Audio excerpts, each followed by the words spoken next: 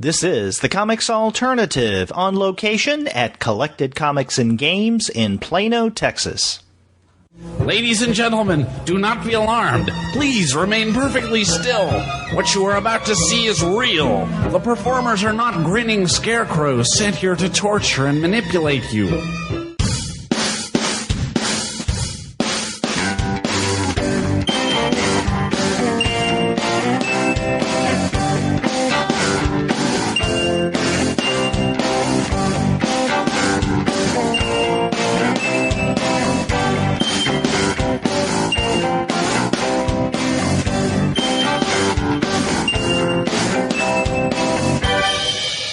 Hello and welcome to the Comics Alternative on location. And as I am every month, I'm at the my local comic shop, which is Collected Comics and Games in Plano, Texas. They're located at 3100 Independence Parkway, and that is on the corner of Independence and Parker for those of you in the area and can head on over at some point. And in fact, you should head on over and see these guys if you're in the DFW area. It's a nice shop. They have a lot of variety, and even better, the people who work here, one of which is sitting behind me right now having dinner. I can smell her dinner. It's Sabrina. Will help you. These people will help you find things, whether you think you want these comics or not. If you come in cold and just say, hey, make some suggestions, they'll do that. If you come in and know exactly what you want, they'll point you in the right direction of where you can find your titles. That's Collected Comics and Games in Plano, Texas. Come by, check them out. They're really friendly, and in fact, they have me in the shop every month to do this on-location show. Now, right now, there's only one other individual at my table, and that is my co-host from the for the manga show, and that is Shay Henham. Shay, thank you for coming in. You're dedicated. I am nothing if not consistent. So I had to be here. I had to represent because other people didn't. And, I wondered, it being the beginning of, not technically summer, but for all practical purposes summer, right? Because we're on the other side of Memorial Day, and people are taking holiday, going on vacation, driving around, doing whatever they normally do at this time of the year.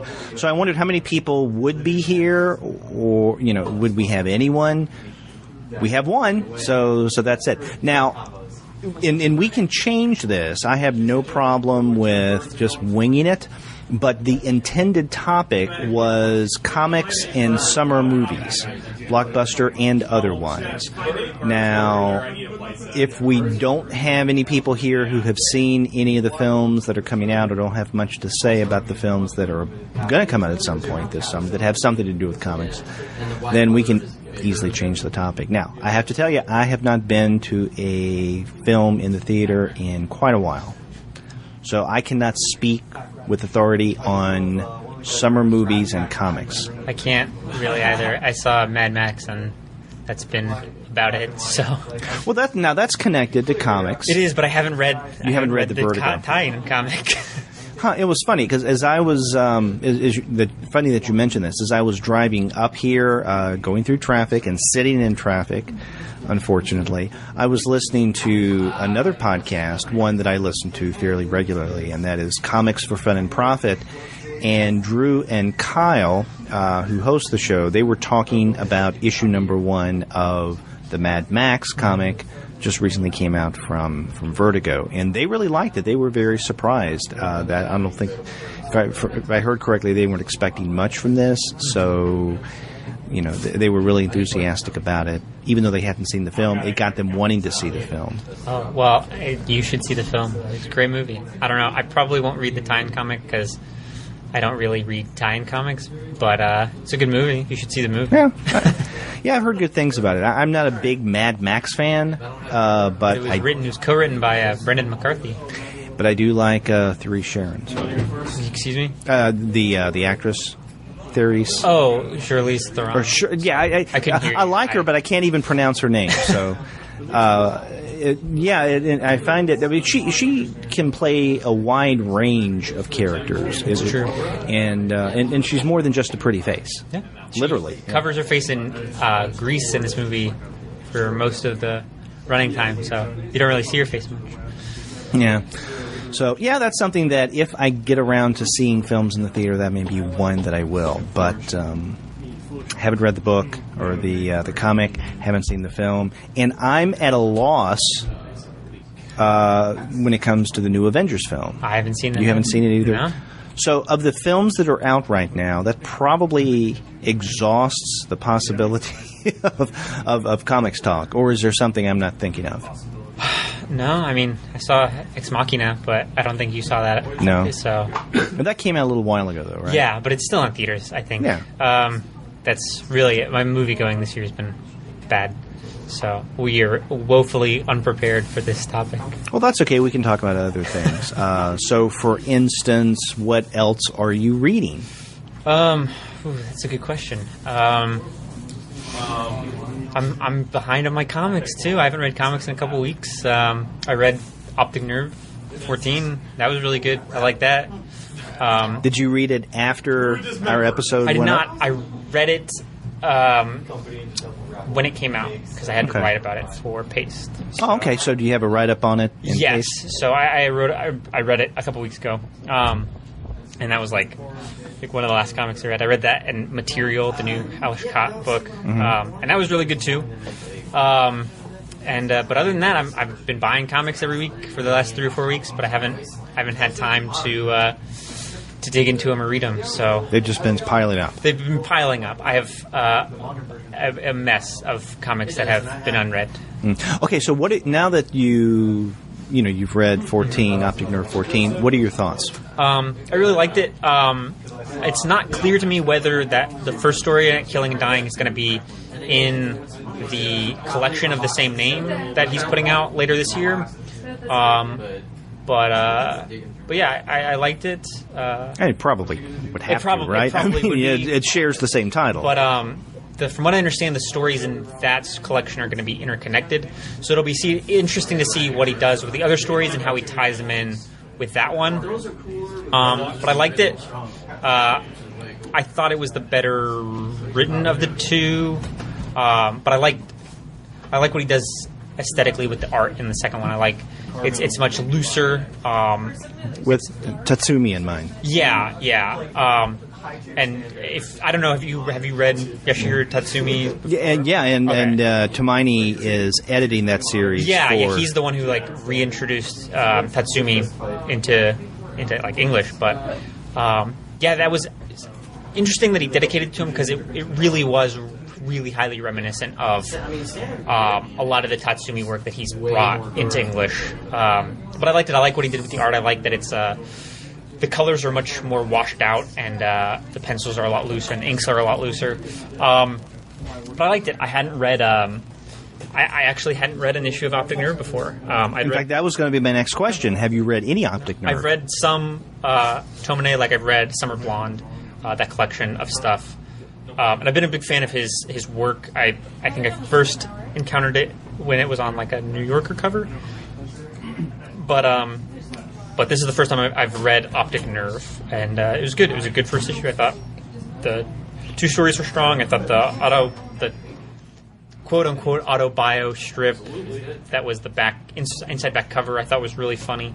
And I really liked the letters, the fan mail page too. Yeah, I think in this issue, the most recent one, there's one from Jaime Hernandez. It's the only letter that is positive. All the other ones are hate mail, which I liked. I thought it fit into the issue really nicely. There's a lot of kind of self-loathing in all of those stories. I guess with some of those characters, yes. But one of the things about the autobiographical one-pager that's on the inside back cover of this issue, you have something similar in the previous issues, 12 and 13.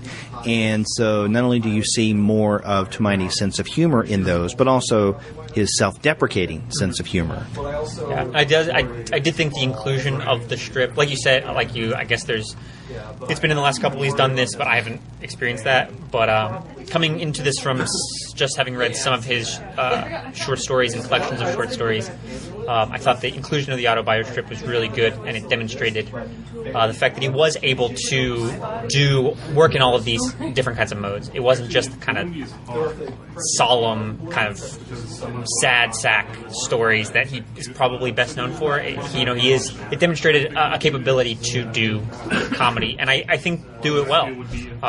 So I like that he included that, and he was able to both make it work within the context of the other stories, but also demonstrate the range of his cartoons. Now, see, you said something just a second ago about the stories that will be coming out. I think October's the release. Yeah, I believe Killing and Dying, that are going to be interconnected. Mm-hmm. According to the Amazon summary that I read, which who knows how accurate that is. Yeah, and because I find that curious because you mentioned having read Summer Blonde. Well, first off, Optic Nerve began as a mini comic, and you can when he was in his teens, right? Yeah, and you can get those earlier ones collected in, let's say, right now it's the complete Optic Nerve mini comic, so you can get that. But in terms of Optic Nerve being withdrawn in quarterly, his first 4 issues were collected in Sleepwalker and Other Stories. I believe it's the first 4. And then the next 4, I think, maybe it's 3, were collected as Summer Blonde. And then the next 3 were collected as a graphic novel in Shortcomings. And then the last 3, 12, 13, and 14, we have, I'm assuming, is going to be collected at Killing and Dying.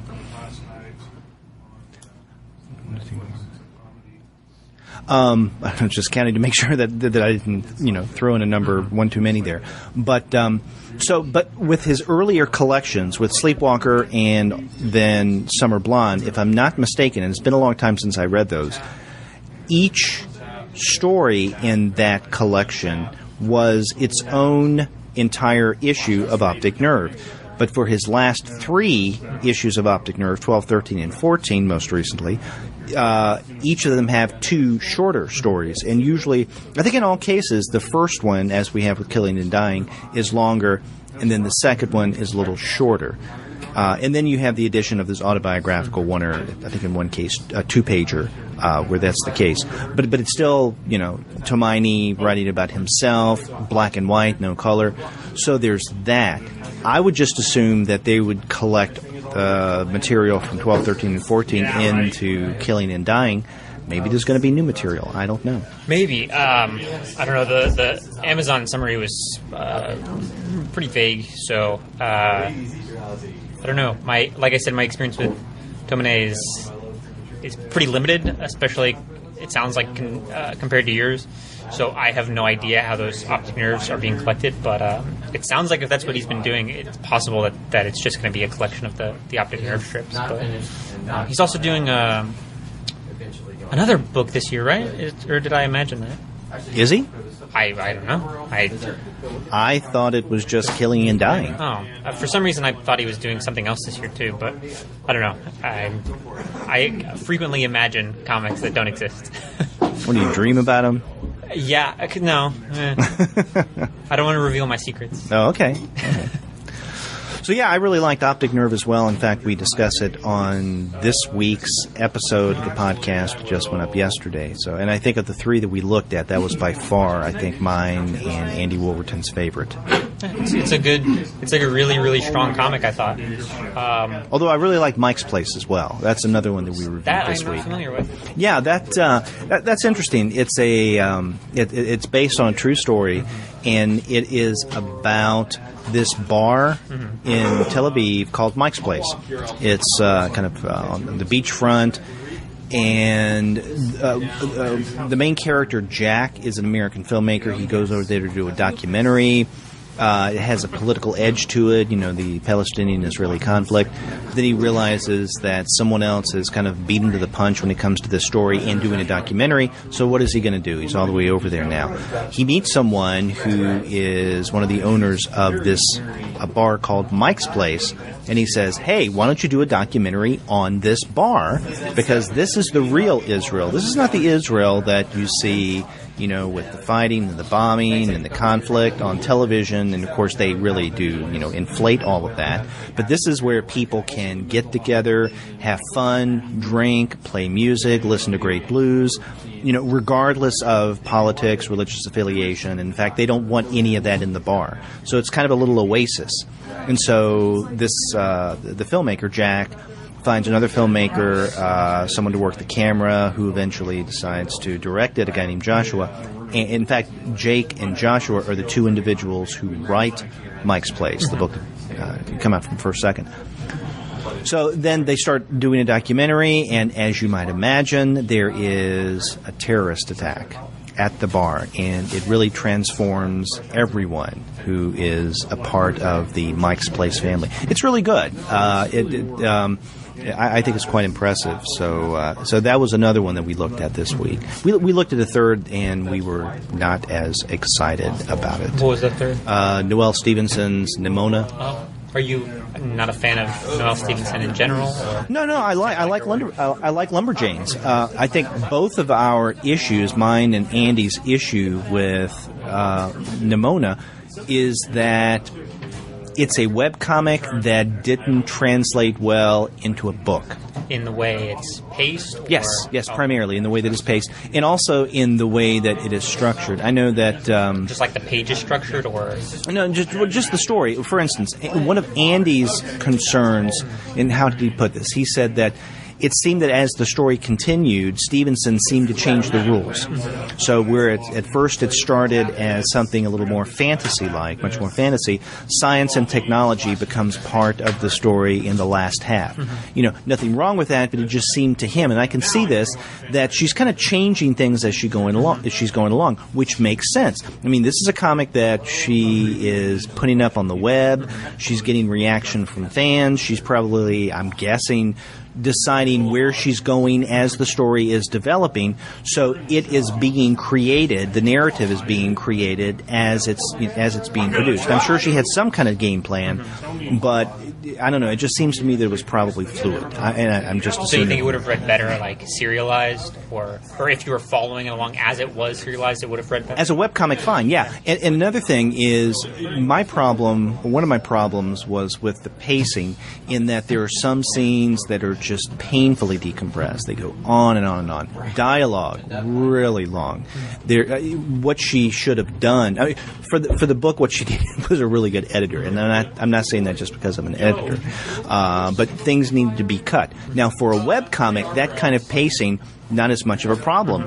This is the kind of stuff that webcomic readers like, and especially someone as popular as her and Nimona. I mean, you can see the comments of. I mean, the whole webcomic is not available anymore. It's not? It's just no, because the book's out.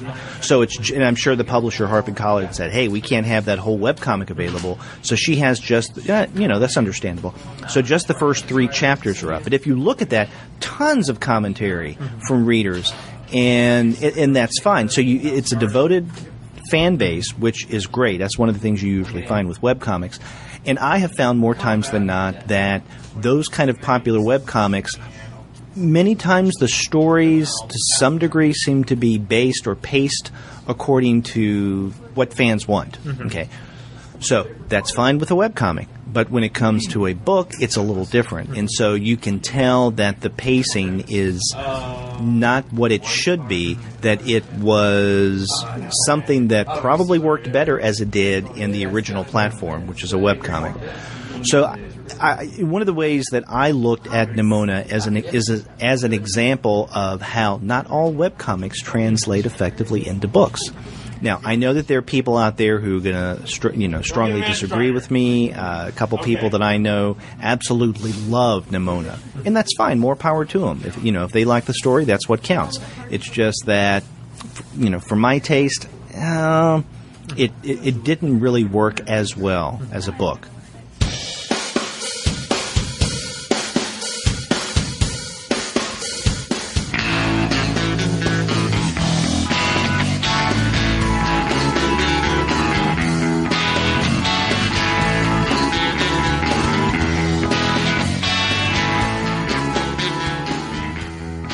So what else have you been reading that you did like?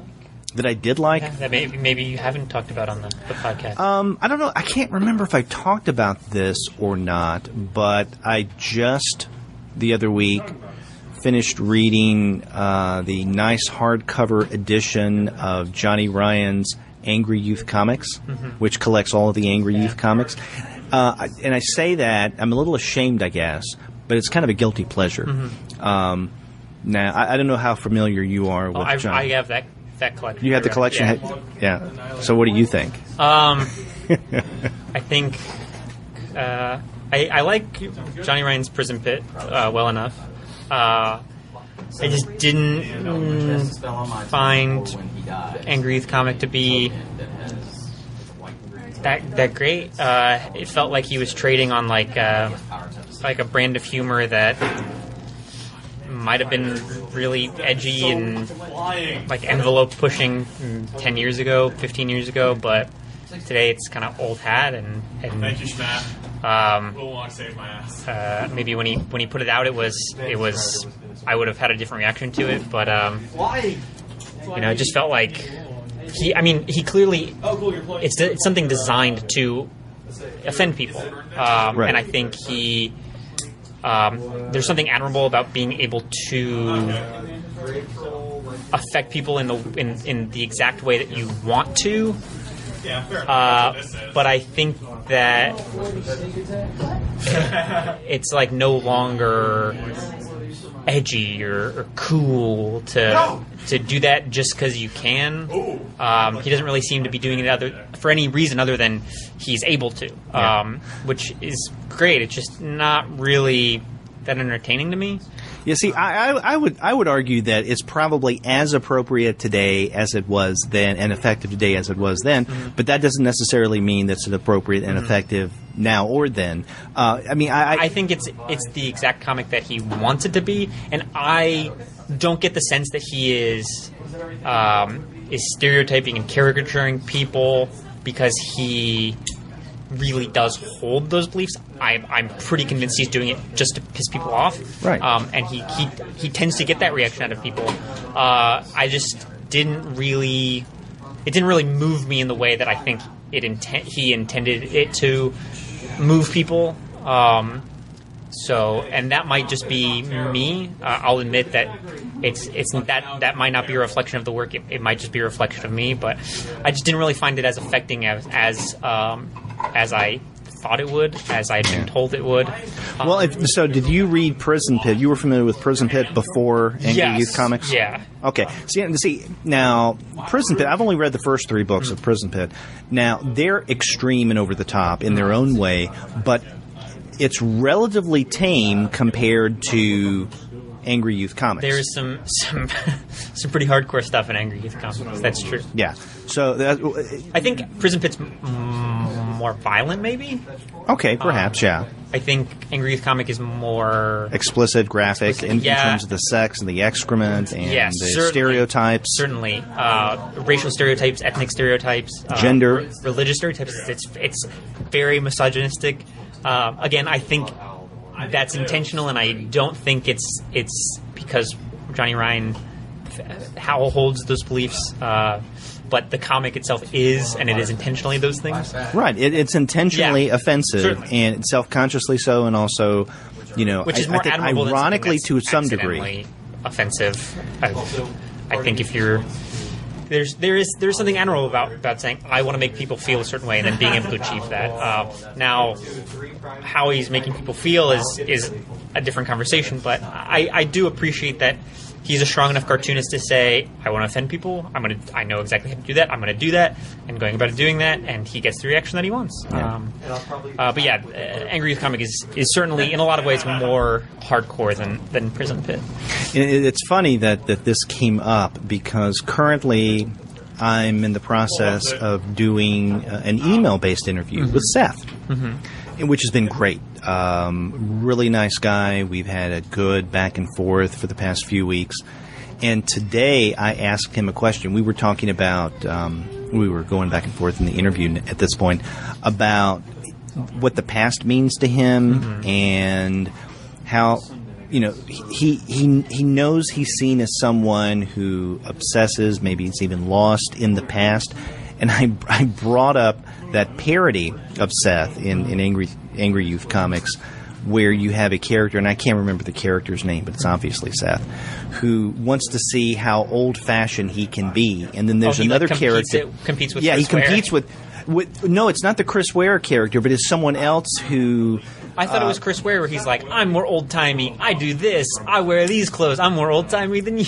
I didn't... So you thought that was the... I know that he has parodied Chris Ware a number of times. Well, Chris Ware is someone who's like obsessed with the 1920s. Right, so exactly. But that made sense to me. Okay, it could be. Anyway, so I asked Seth about that, and I said, do you laugh along with that as well? And his response was, no, because it's simple and not well done, in a nutshell. So it's like, okay, well, tell it like it is. I mean, I did appreciate that aspect of Angry Youth Comics. He's not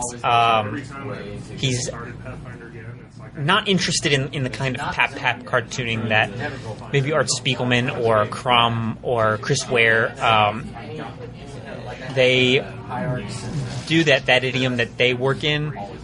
He's very much like of the belief that comics, like the Benjamin Marra belief that comics should be ephemera, and that they should be kind of lowbrow, and they shouldn't be considered high art, and because they're not. I don't know. I don't think Johnny Ryan considers comics high art like some readers and some cartoonists do, but I did appreciate that he clearly has disdain for that cartooning tradition, and he makes that very, very clear in Angry Youth Comics.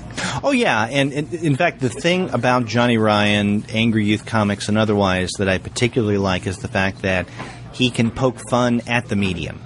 And, at other people's expense, so, there may be problems there, but, I mean, I really enjoy that side of his comic art. And, in fact, have you read Comic Book Holocaust? I have not. Okay, that is where he really lets loose, because the subject matter of the entire book is comics. And so he divides it up into different sections. And the first section is where he parodies earlier comic strips for the most part. There's another section where it's either, well, I don't know if you'd call it superhero or Marvel superhero based, so it's Marvel parodies. And then there's another segment where he parodies, I guess what you could call alternative or indie comics of his contemporary period.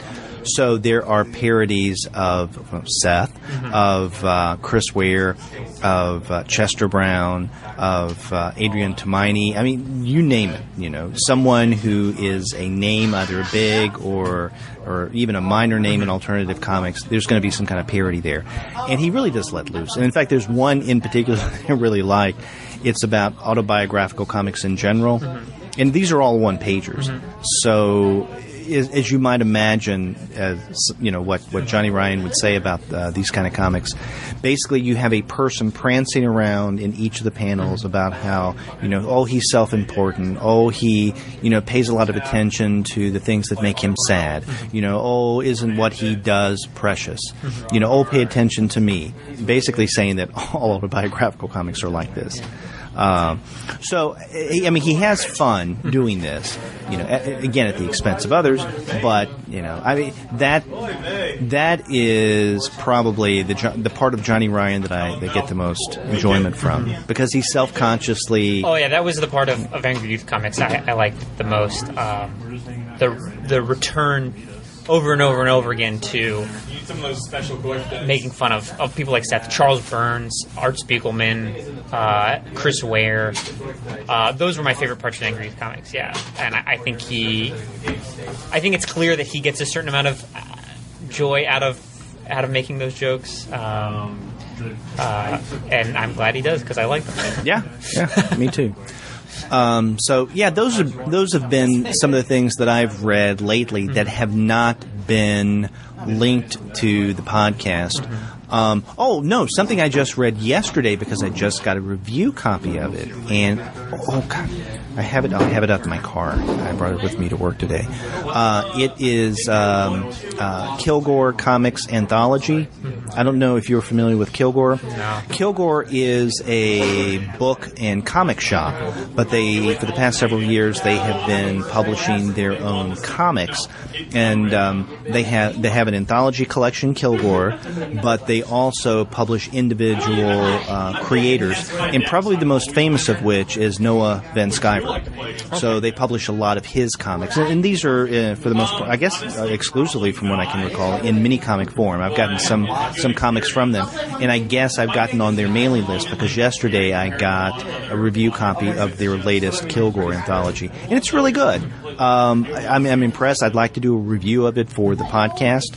So that was something that I wasn't expecting. It was a nice surprise, and I appreciate them sending me that copy.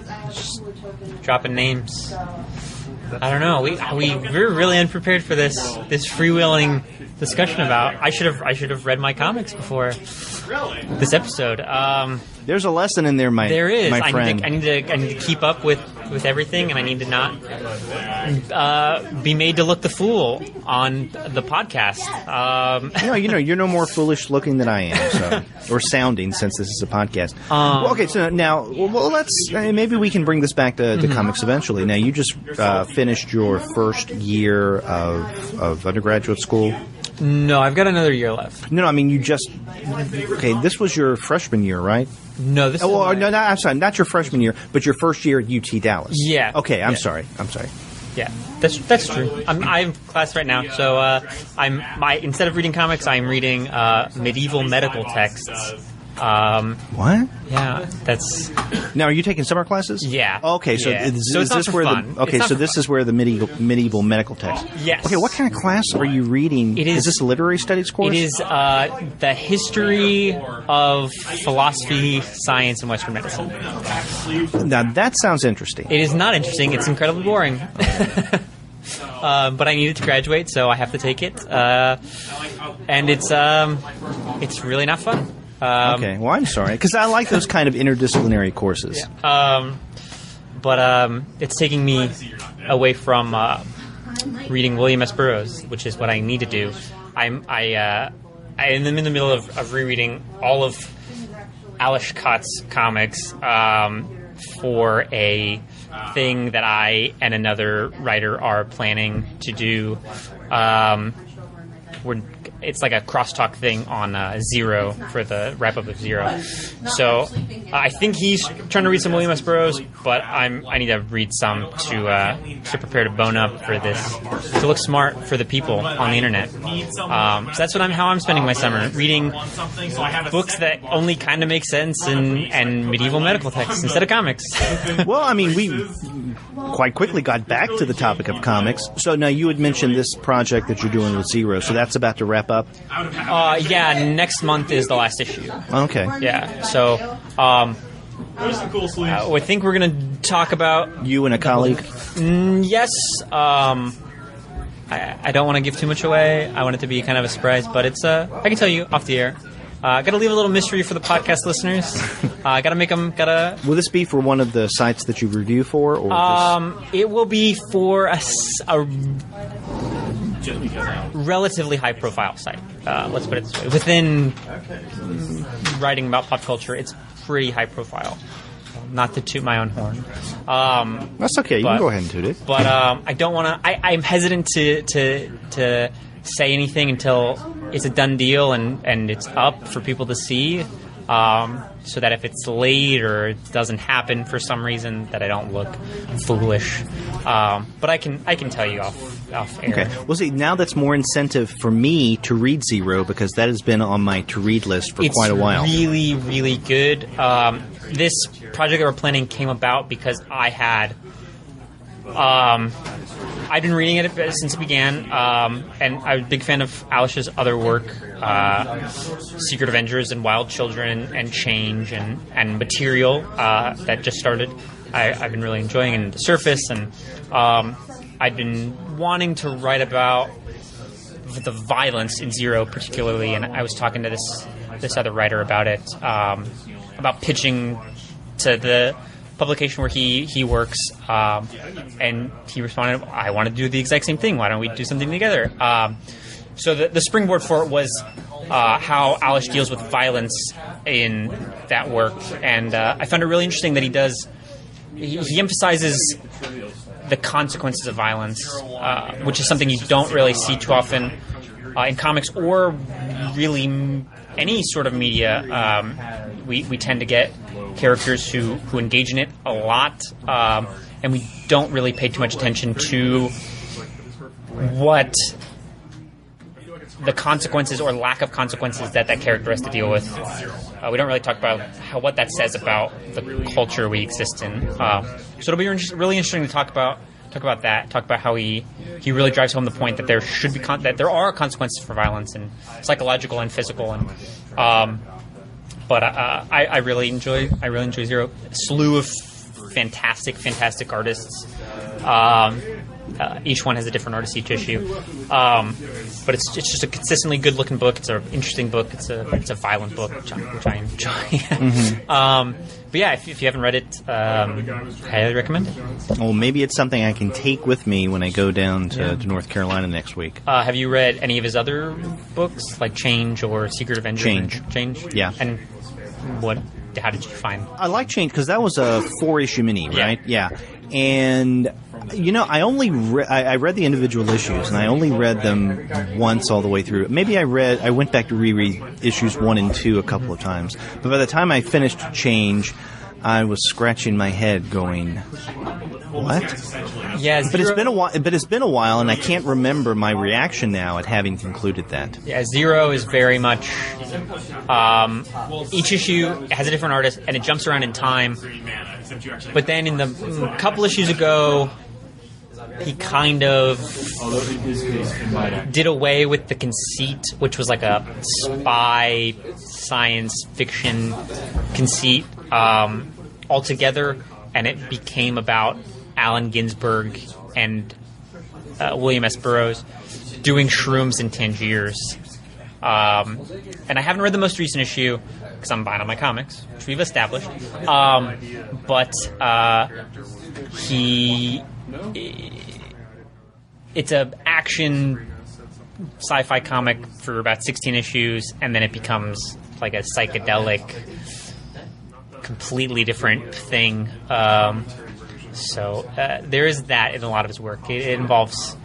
It all has that same kind of thing that Change has, where it's a weird. Now, something that I did begin reading this week, and even though it's not a comic, it is based on comics, is The League of Regrettable Superheroes. This is a book written by John Morris, and it came out, I think, last month from Quirk Books.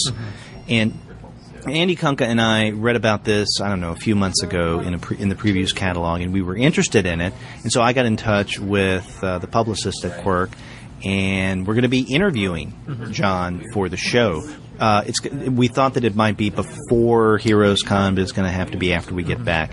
But it's interesting in that what he does is he divides the book up into 3 sections. There's the Golden Age, there's Silver Age, and then modern, basically modern, like 1970 to the present.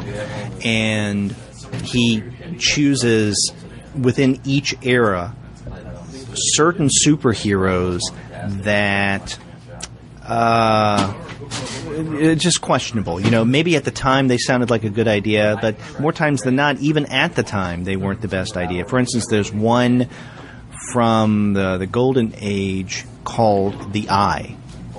It's just an eye. It's an eyeball. It's a floating eyeball. Work of nonfiction? Yeah. It's a critical work. Basically, each section is divided up into chapters. The chapters anywhere from 2 to, let's say, 4 pages long, and it's devoted to one of these superheroes. And so you have a little backstory about the superhero, what issues they appeared in, publisher, what kind of sense they made or didn't make. So there's enough context there. Now, there's some that we see even today or who've been brought back. For instance, Squirrel Girl is one in the modern era in that section of the book, and here we have her back, recently, just recently. So, and there are a few that are like that, but most of these are superheroes that you've never heard of before. You probably will never hear of again. In fact, when I first got the book, I had a good time. I was sitting with my family as they were, doing things in the living room, and I was reading out the name of the various regrettable superheroes and what some of their powers were. And it was funny for a while, but then after the first several, my family, my wife and kids said, "Dad, keep it to yourself. It's not funny anymore. We're trying to play a game, or we're trying to watch TV, or whatever they were trying to do." They didn't want to hear about the eye.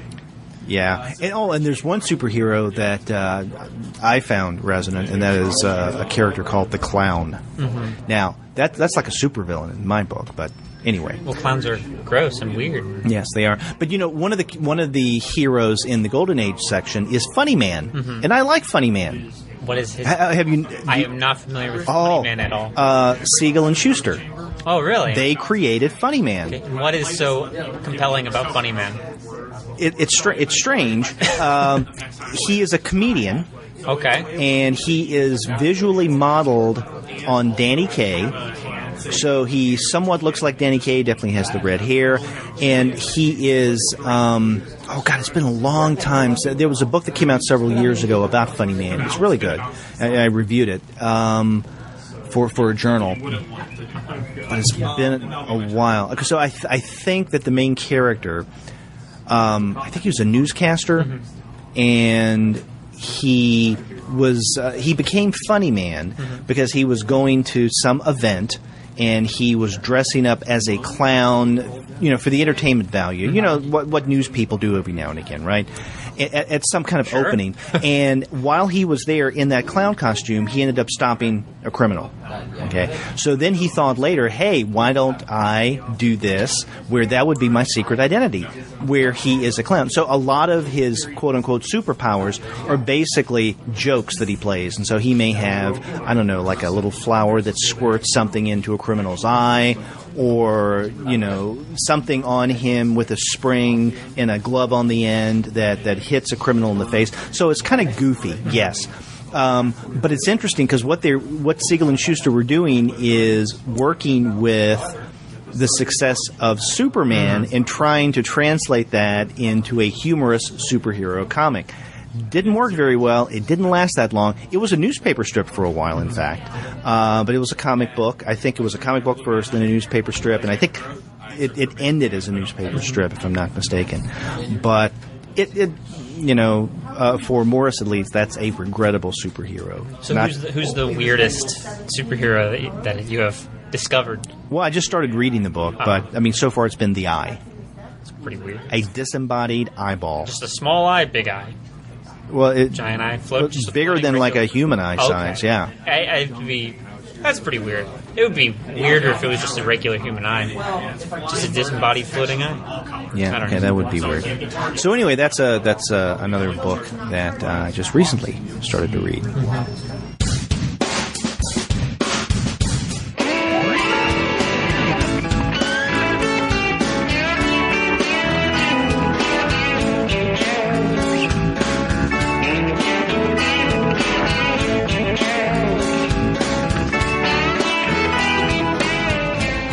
But it seems like everything I'm reading right now is either linked to the podcast or because of the blog or in preparation of something dealing with the comics alternative, such as an interview or a roundtable discussion. I'm in the same boat. The only comics I've read in the last 4 weeks are Material, and I like that. And we talked about Optic Nerve, and I just read Super Cakes, Kate Les, the collection of her webcomic Super Cakes, which I also just wrote about. So, and who is this? Kate Le. I think that's how it's pronounced. Leyh. I've never heard it pronounced out loud, so I could be completely. Might it be Lay? Could be. Because last sounds like you started to say something, but then you pulled back at the last minute. I don't know. Is the Y silent? I don't know. See, I'm not familiar with her. Yeah, it's really good. The webcomic is online if people want to Google it and read it. And what is it? Super Cakes. Super Cakes. Yeah, it's a superhero comic, but it isn't really about superheroes. It's about It's about the social lives of these two superheroes, essentially, who are in a relationship, and there's strips like one of the superheroes brings, or they're both women, but one brings the other to their house for Thanksgiving. And it's just strips like that I think there's one that deals heavily with their super heroic antics, but for the most part, it just deals with their interactions as a couple and then kind of having to juggle their social lives and with their superheroing. But it's really good. It's beautifully drawn. It's a good comic for people who like romance comics. It's basically that. It's basically a romance comic with superheroes featured kind of tangentially, but it's gorgeous to look at. Her colors are really kind of soft and washed out a little, but it gives it this really nice look. And her lines are. She emphasizes curvilinearity, and so everything has this really great dynamism and energy to it, and it just flows really well and reads really well. But yeah, I only read that because I wrote about it, and I know that's what this and those are like the only comics I've read in the last 4 weeks. So I'm not the best person to be here. Yeah. Well, I was just thinking, for some reason, I don't know why it just popped into my head, the last time that it was just the two of us at this collected, and that was a few months ago, but I remember in that conversation, you and I brought up the sculptor, Scott McCloud's the sculptor. We had a lot to talk about there, and so it wasn't a problem. That's right. We have a lot to talk about now. What, you don't think so? I mean, when we find something to talk about it, we can... When we run out of topics, I will end this episode. Believe me. I'm not going to inflict this kind of pain on our listeners, at least any pain other, outside the ordinary. I'm glad Schadenfreude is a thing, and so they can laugh at our humility and pain. But with Scott McCloud, I remember both of us. Well, we talked quite extensively about that, and you were rather negative. I was, and in fact, you probably have written the most negative review of that book. I don't know. Tim O'Neill's review at the AV Club, which came out a couple weeks after mine, was pretty harsh. I tried to say. It's not. I did not enjoy really anything about it, but it's drawn consistently and things like that. Well, I brought this up because let me ask you: have you listened to that interview that Andy and I conducted with? Not. Oh, you have not. Oh man. I don't know. Scott McCloud. He seems like a nice guy. I know people like to trash Understanding Comics, but as far as academic works on comics, I think it's a great book. I think it's pretty solid. I like the conceit that he employs of doing it in comic form. See, I think people like to bash Understanding Comics because they think that'll make it cool. I certainly think I'm certainly very critical of the way a lot of people talk about Understanding Comics as if it's the last word on making comics, as if that's all you need to read to learn how to make comics. Oh, no, and in fact, he ends Understanding Comics. I mean, in fact, maybe not the very last panel, but one of the last panels is he says, okay, I've said my piece, now... certainly. I don't think he thinks that, but that is the way that it's become kind of canonized as the way Robert McKee's story has become canonized as, like, you read this book and you'll know everything you need to know on how to write a screenplay, which I don't think McCloud feels that way, but people who praise that book tend to talk about it in those terms, and I'm very critical of viewing it that way and treating it that way and talking about it that way. But he seems like a nice enough guy. Well, you should definitely listen to that interview because, well, first and foremost, he is a very nice guy. And we had a great conversation. That was a lot of fun. And, I thank him again for being on the show. But we asked asked him about some of those issues that, well, Andy and I brought up when we reviewed the book, and then you and I discussed a few months ago when we were talking about it. And I remember I specifically asked him about the ending. You know, had he ended the book at a certain place, you know, before you...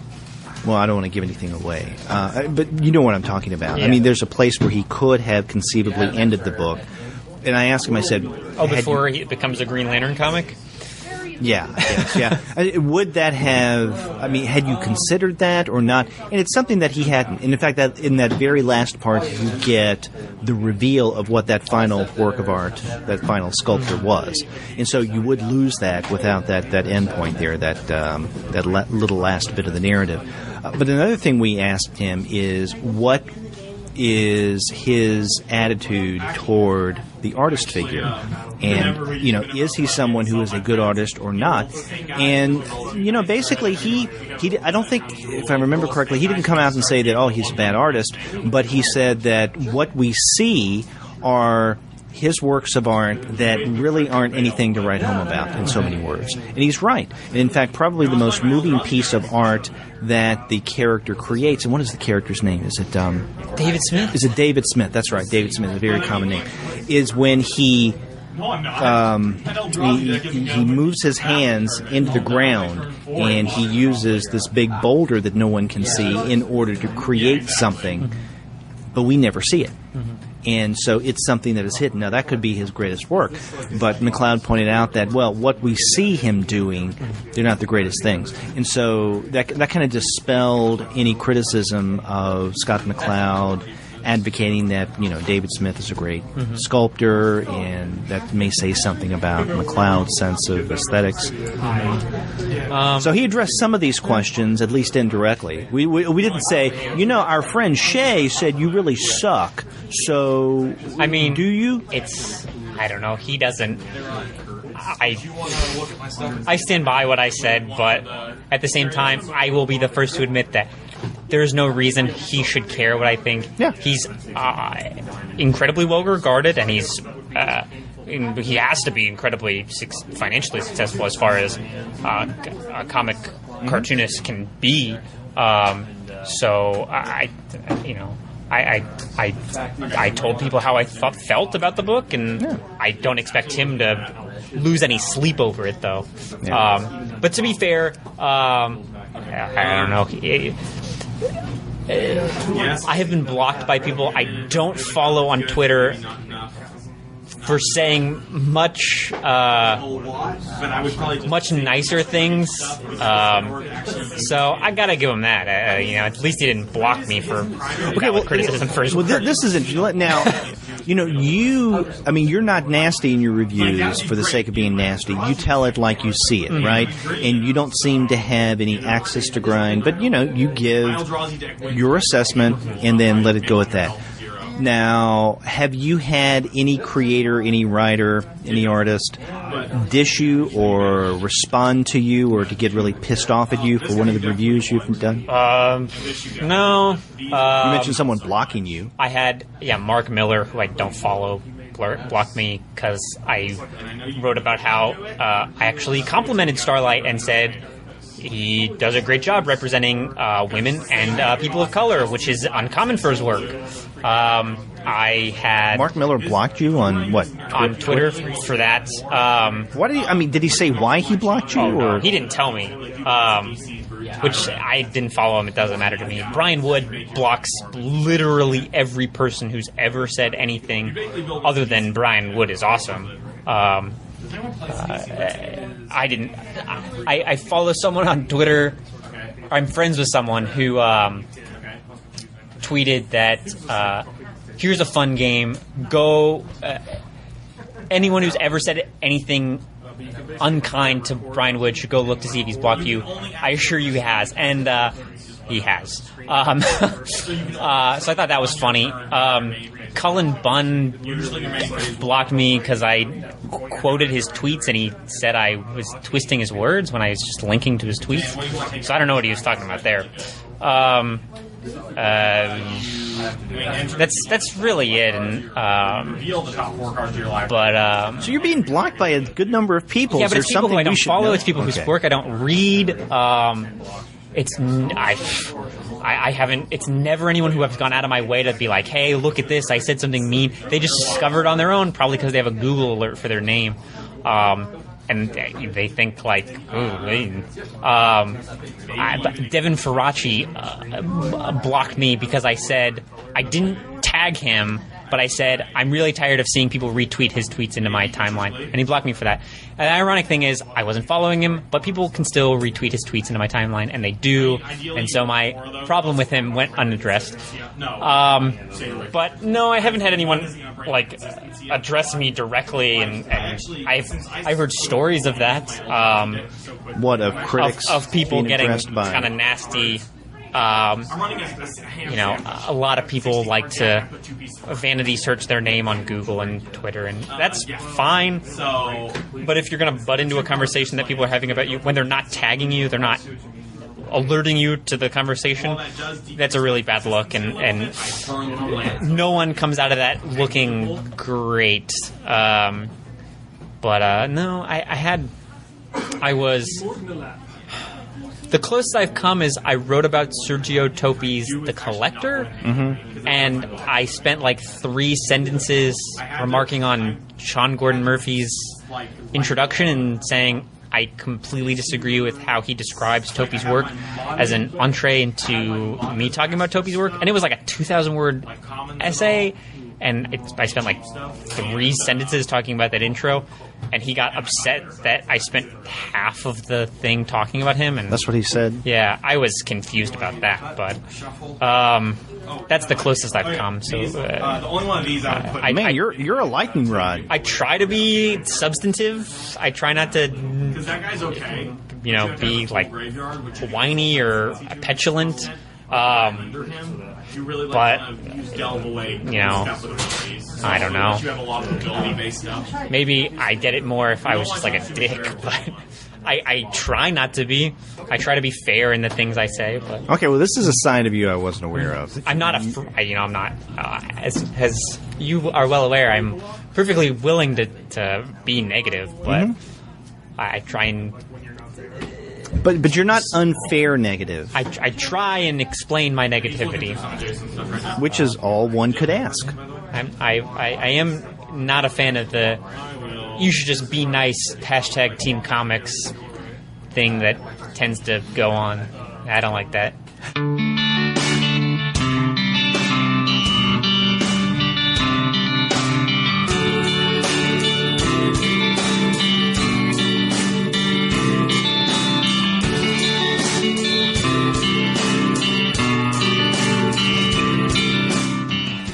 And I get annoyed when there is, let's say, this kind of uncritical praise, and this is the greatest thing. I absolutely love it, and it becomes almost fawning. Now, we made a decision early on at the Comics Alternative that we would not discuss on the podcast any book that we don't like, overall. Now, we can like a book, but have some problems with it. And, a very recent example is Nimona. It's one that overall I liked, but still not without its problems. Not without its, kind of serious problems in places. So, so, that's fine. But we still overall like the book. But we decided early on not to go negative to where we would review something and only talk about the downside. In other words, if one would listen to a review of ours and think, well, why are they even discussing this? If for no other reason just to bash someone, then it's like that's not something that we want to discuss. I know there are certain people who they look for opportunities to discuss things that they think are bad because they derive a lot of glee out of shredding things. And I will be fair, like, there are some movies that are bad, and review after review after review is just a competition for who can make the best jokes about that thing. And I will admit to finding some of those enjoyable, sometimes more so than the movie actually is. But I don't understand, I don't mind if you obligate yourself to, sometimes I will obligate myself to write about a thing, and then I'll read it, and this is no good, and I'll be clear that that's how I felt. I didn't think this had any merit or much merit.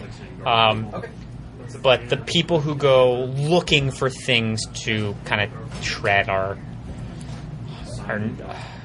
they have just as much utility as people who are writing about comics because they think it'll get them a job writing comics.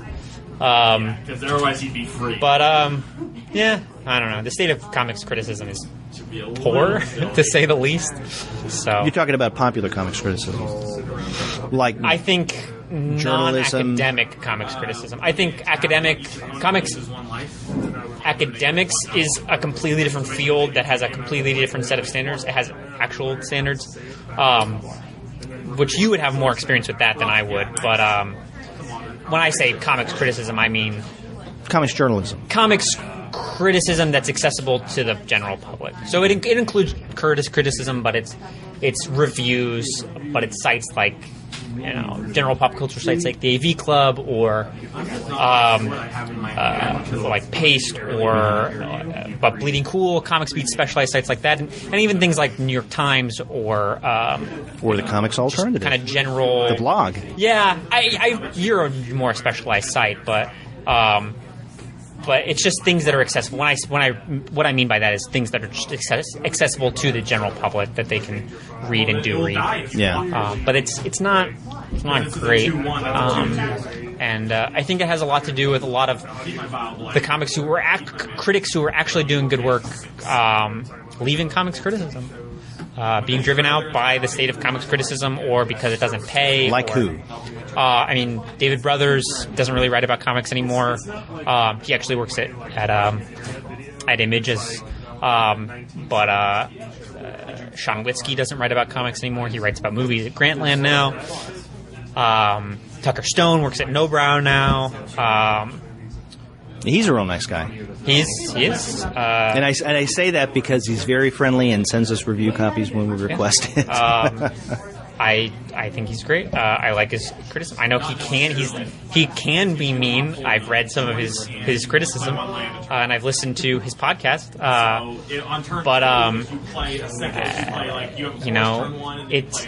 It burns people out really. Joe McCullough and Tom Spurgeon and Heidi MacDonald and I guess Rich Johnston are the only ones who have been doing this for more than 5-6 years. Matt Seneca retired from comics criticism, and he only did it for 4 or 5 years. I guess he still does Comic Books Are Burning in Hell, but and then Chris Mountner doesn't do comics criticism. He does it occasionally, but he really just does episodes of Comic Books Are Burning in Hell. And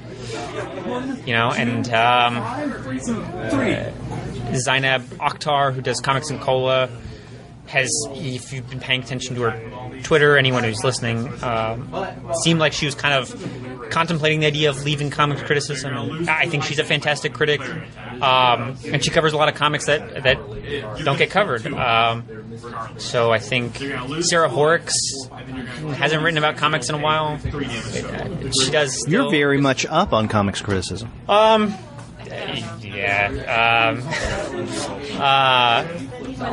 But I think there's good work being done at the AV Club.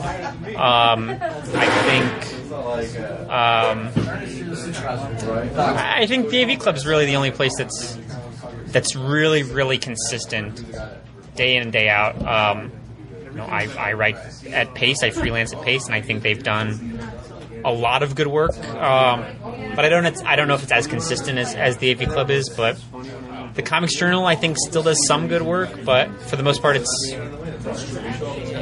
If I could make a go... It's like...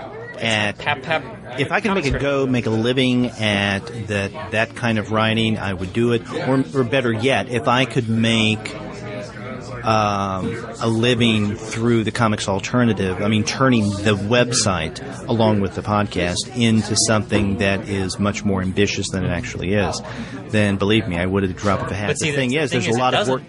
Pardon? It's like comics criticism doesn't pay, which is why a lot of people leave it or they don't do it because they can make more money. You know, Sean T. Collins doesn't write about comics really anymore because he can make a living writing about TV and movies.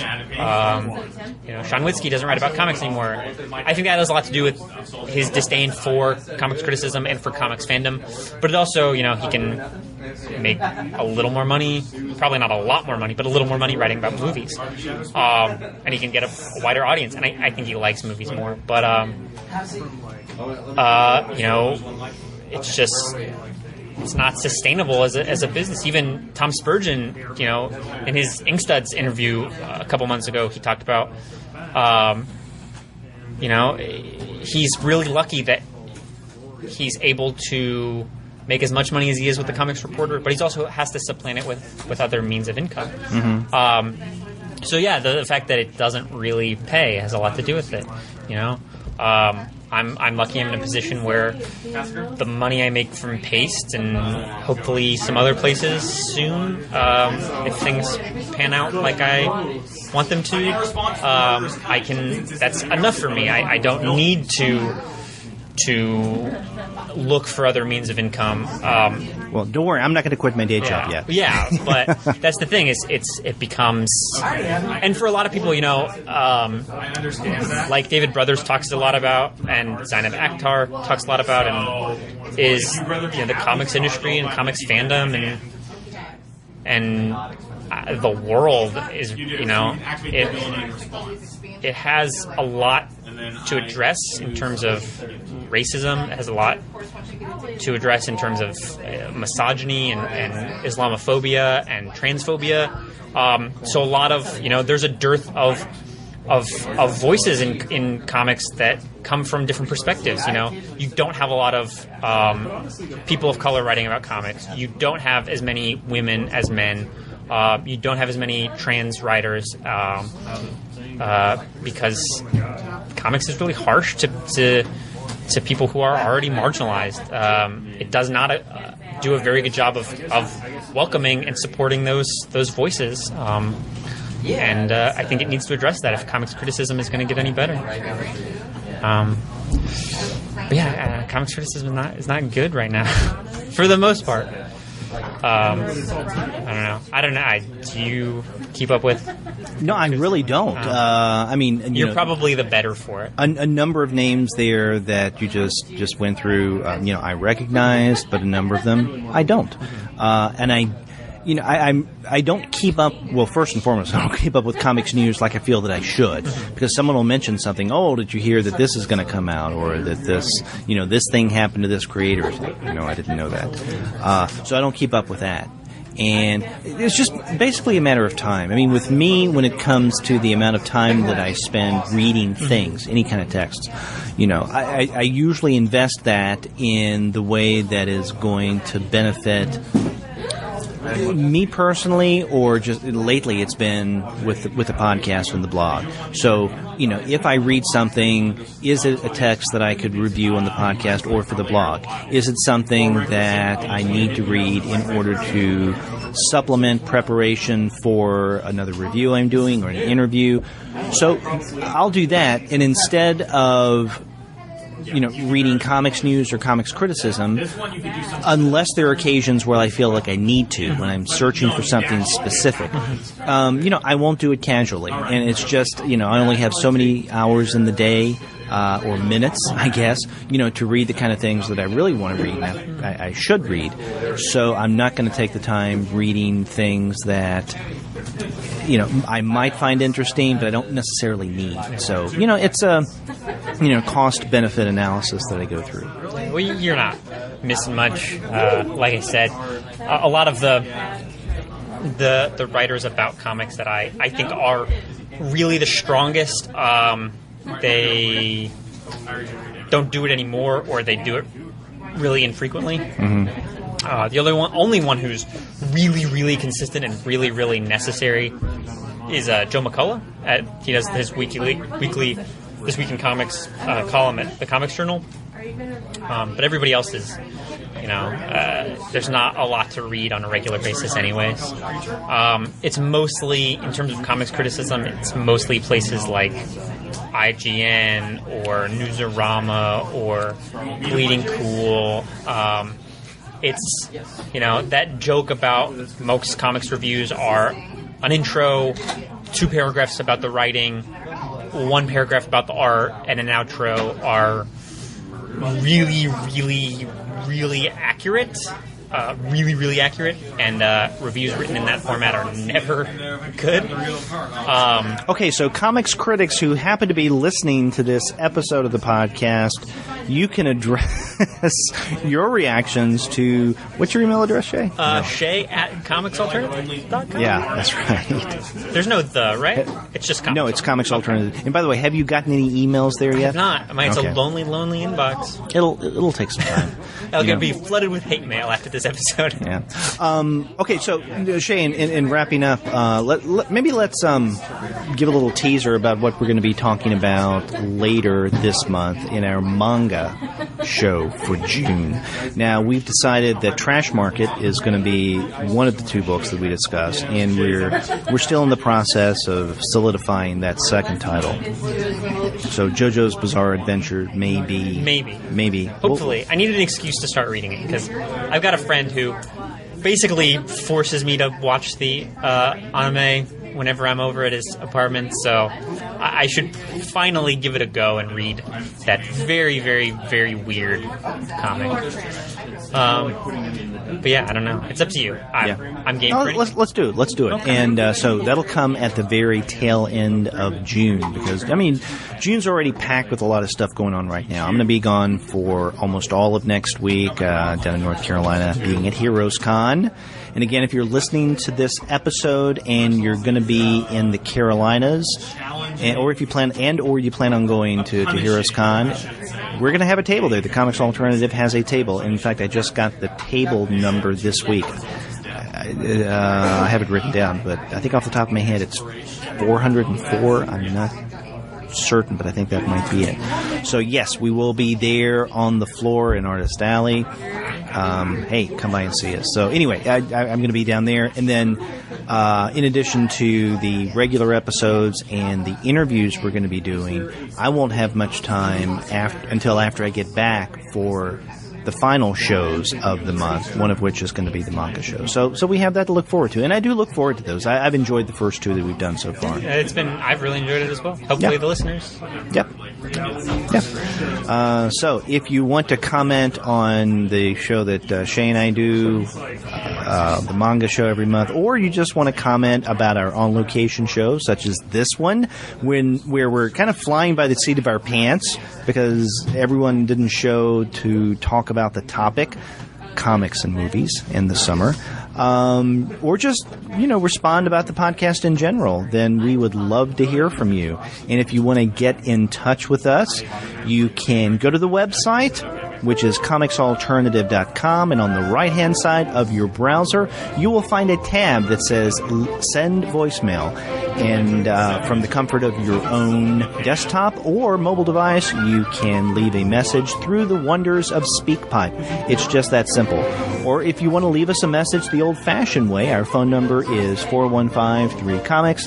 That's 415-326-6427. If you want to email us at the podcast, we're 2guys at comicsalternative.com. You can contact me directly. I'm Derek at comicsalternative.com. And Shay just mentioned that if you want to contact him, comics critics, you can contact him at Shay at comicsalternative.com. We also have a YouTube channel. If you're not aware of that, then you can go to YouTube and put in a search for Comics Alternative. For the past couple of months, we've been putting up our episodes on YouTube, so you can consume the podcast that way. We're on Twitter at the number 2 guys with PhDs. You can find us on Facebook, on Tumblr, on Instagram, and on Google+. You can subscribe to the podcast through iTunes. You can stream us on Stitcher. You can also find us on TuneIn. And, of course, you can find every single one of our episodes, as well as our list of reviews and comics-related commentary that we put up on our blog It's at the website, comicsalternative.com. So there's a lot of information in there about how to get in touch with us. And you know why we do that? Why we have so many ways for people to get in touch with us? Because we love to hear from you guys. We love our listeners. Shay, you have kind of a sarcastic look on your face because I said that. No, I assume you love your listeners. We do. Oh, you need a P.O. box and fax number. Fax. You don't really have all your bases covered. Yeah, okay. Who uses a fax anymore? The CIA. They only accept Freedom of Information Act requests via fax. I did not know that. Now you do, and all of listeners do too. That's right. So you learned something from listening to this podcast. So I want to thank the people at Collected for letting us come in and talk once a month as we do. And Shay, I want to thank you for showing up, because otherwise I would be here by myself. Yeah, I'm glad I did. So you didn't have to monologue. That would have been tragic. Oh, I wouldn't have done. We just wouldn't have done a June on location show. That would have been a bigger tragedy. Yes, it would have. But, it's always fun talking with you. Yeah. Thanks for the conversation. And, guys, we will be back for another on location show in July.